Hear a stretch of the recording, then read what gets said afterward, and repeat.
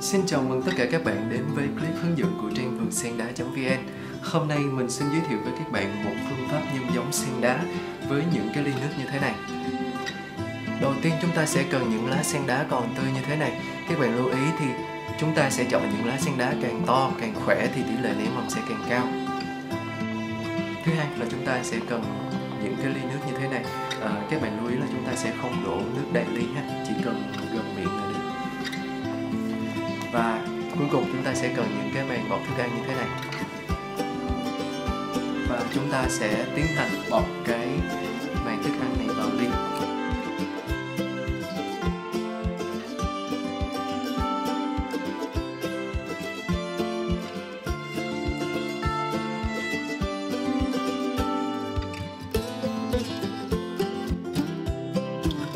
Sau khi chúng ta đã bọc được cái màng ni lông vào miệng ly như thế này thì chúng ta sẽ dùng một cái tăm nhỏ để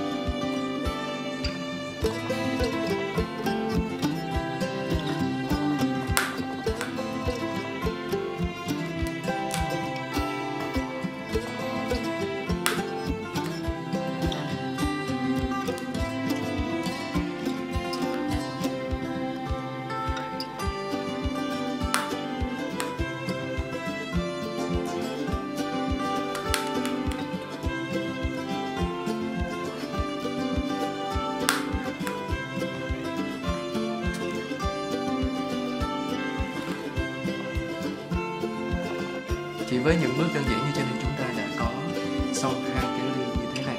Thì hôm nay là ngày 24 tháng 3, chúng ta sẽ chờ xem trong khoảng 1 đến 2 tuần sắp tới mình sẽ làm một cái video cập nhật xem kết quả của chúng ta sẽ như thế nào. Mời các bạn đón xem nhé.